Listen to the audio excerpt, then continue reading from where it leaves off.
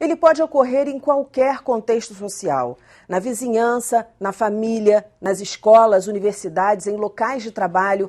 A palavra bullying vem do inglês bully, que significa agressor. O professor sueco Dan Oyls foi quem primeiro publicou um estudo científico sobre o tema.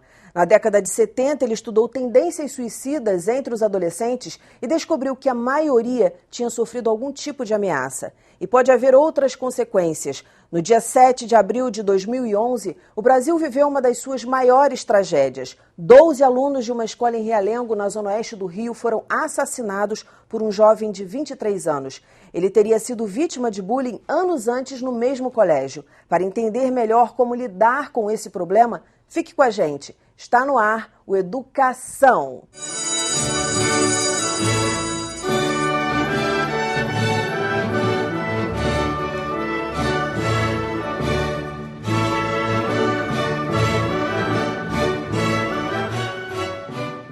Minhas convidadas são Andréia Barreto, que participou do desenvolvimento de um projeto contra o bullying, e a psicopedagoga Débora Miranda, que trabalha no combate à prática. Muito bem-vindas ao programa. O que é considerado bullying de fato? Porque tem muitas situações, brigas, enfim, que não são consideradas bullying.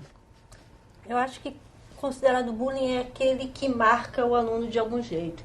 Eu sempre brincava com o aluno que quando dois estão brincando, os dois estão se divertindo. Quando um está se divertindo e o outro não, já começa a ter cheiro de bullying aí.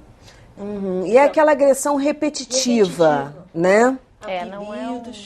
Não é um caso isolado, né? Porque tem aquela briga que acontece isoladamente. É um evento, é uma questão que acontece em sala de aula, ou na família, ou na vizinhança, mas depois fica tudo bem e aí voltam a ser amigos ou voltam a brincar, voltam a se relacionar de forma saudável. O bullying não, o bullying ele tem uma recorrência. O que leva uma pessoa a praticar o bullying? Eu acho que a não aceitação do diferente, né? Aceitar o diferente. A gente vive numa sociedade que o padrão é muito rígido. Então, a criança tem que ser de um jeito, o adulto tem que ser de outro, a menina tem que gostar de certas coisas, o menino de outras. Se não trabalhar essa diferença, o bullying pode aparecer. Não é só isso. Tem maldades que a criança faz. E se o adulto não se colocar no meio, não interferir, essas maldades podem virar bullying. Por exemplo, um apelido às vezes é um apelido carinhoso, às vezes não. Às vezes rolha de poço. É um apelido muito desagradável. E vira bullying, né? E vira um problema sério para aquela criança. Eu acho que o bullying é não aceitar o diferente, basicamente. Quando tem uma intolerância muito grande, né? A diferença do outro, quando tem uma não aceitação daquilo que é diferente do que eu acho que é o padrão. E quais são os tipos de agressão mais comuns, vocês que trabalham com crianças e trabalham com esse tema? A gente tem a agressão física, né, que é bastante comum, especialmente entre os meninos, e a agressão verbal. E, enfim, hoje em dia até via internet a gente percebe que é muito comum que eles se agridam. Sim. Então a gente tem diversos... E a internet dá um pano de quase como um anônimo, né? A criança fica ali anônima, achando que ela não pode ser pega. E aí o bullying é mais maldoso ainda, porque às vezes é um grupo de crianças, um grupo de adolescentes fazendo uma maldade, achando que está protegido ali pela internet. Então, o cyberbullying é muito perigoso nesse sentido, de que não tem, parece que não é anônimo. Então, quer dizer, tem uma diferença, pelo que eu li e estudei, para a gente poder gravar esse programa, entre o bullying praticado por meninos e o bullying praticado por meninas. A Débora falou um pouquinho disso, né? Que o bullying praticado por meninos ele é mais agressivo. Então, sempre inclui o quê? Sempre inclui briga? Geralmente briga, agressão física mesmo. Os meninos, eles têm uma maneira de se colocar mais agressiva. As meninas não, as meninas são mais silenciosas, digamos assim. Aí é o quê? Elas aquela fofoca? Falam por trás, tentam colocar as outras numa situação de exclusão, e aí fazer com que não façam parte do grupo. É uma forma mais silenciosa. O menino é mais direto, eu acho, né? O menino vai lá e bate, e faz, A menina é indireta, ela vai devagarzinho por debaixo dos panos e vai criando, às vezes até uma situação que a gente não pode nem nomear, foi a fulano ou foi a ciclano, porque elas fazem de um jeito que parece que é por debaixo dos panos mesmo, elas são indiretas. Uhum. E dá para dizer, assim, pelo menos nos ambientes que vocês trabalham, quem sofre, quem pratica mais bullying, são os meninos ou são as meninas? Eu acho que está de igual para igual, eu não vejo diferença, não.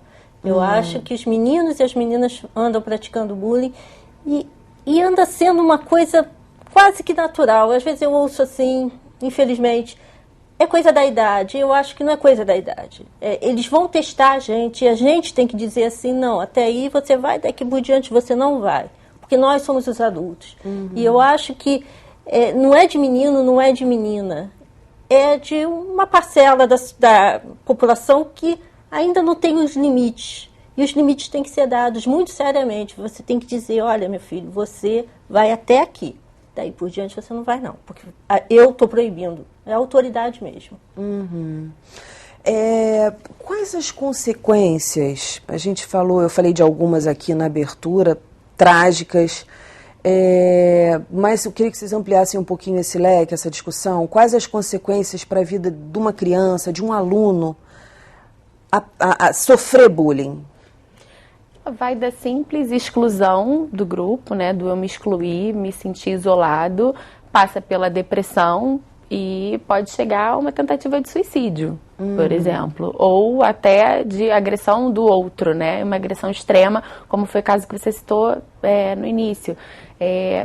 Achar que, por exemplo, eu sofri tanto que agora eu quero descontar no outro. E aí... geralmente quem sofre bullying tende a fazer um bullying. Descontar. Tende a descontar em alguém, né? Quem geralmente sofre tende a praticar. A ser o autor do próximo bullying. Então, é uma cadeia que se dá. Ou você corta essa cadeia de algum jeito, ou você vai ter essa cadeia, né? Então, eu já tive alunas, por exemplo, negras, com cabelo tipicamente negro, né? Que eram as outras meninas de cabelo não negro, né? Cabelo mais liso, faziam bullying com ela e uma menina simplesmente pegou uma tesoura e cortou o cabelo todo do jeito que tiver. O próprio cabelo. E ficou daquele jeito. A gente só descobriu o bullying quando ela chegou nesse limite. Uhum. Então, é variado, o leque é variado, a gente tem que olhar bem sério para essas crianças e ver o que está acontecendo. Às vezes, se negar a ir à escola, se negar a participar de alguma atividade, já é um indício muito forte de bullying. Uhum. E é uma prática antiga, né? Antiga, você vê, a primeira pesquisa na década de 70, mas isso é anterior à década de 70, certamente, né? Acho que é até uma característica do ser humano, a crítica, né? Eu acho que desde que se junta muita gente, vai ter crítica e vai ter essa certa estranhamento do diferente. Então, o perigo é quando isso se dá com uma criança que ainda não está preparada para lidar com isso tudo. Então, isso acontece com uma criança pequena, por exemplo, ela não vai saber verbalizar. Ela não vai saber Acho que dizer. a diferença é que ao longo do tempo a gente mudou muito, a gente evoluiu muito. Nós hoje temos outros olhares em relação às diferenças, né? Em relação à diferença de cor, em relação à diferença de opção sexual, né? A sociedade hoje tem um outro olhar. Só que algumas pessoas ainda continuam, ainda trazem esse ranço, né? E acabam, acho que, passando também para as crianças, de certa forma. Eu acho que os pais... Eu sou mãe também, e eu posso falar de cadeira. Os pais andam muito culpados. Eles trabalham o dia todo, então eles querem dar tudo para o filho. E não dão limite. Então, até que ponto a gente pode dizer que o dizer não é uma violência para o teu filho? Às vezes, dizer não é proteger o teu filho. Né? Então, teu filho tem que ser protegido dos limites, porque ele pode ser vítima de bullying e, de repente, ele pode praticar o bullying.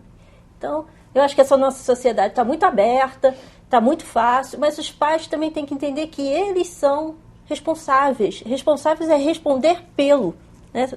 A palavra vem daí. Responsável é responder pela criança. Você tem que responder pela criança. Você tem que dizer para ele, olha, isso é errado. Não se faz. Né? Não se pode botar apelido no amiguinho. Por quê? Porque está errado. Tem que se fazer isso. Débora. E nesse sentido, a proximidade com a criança que na realidade garante com que a gente consiga acompanhar o que acontece, né? Estar perto da criança é muito importante, até para que você possa orientar e dizer o que está adequado e o que não está adequado, né? Em determinadas situações.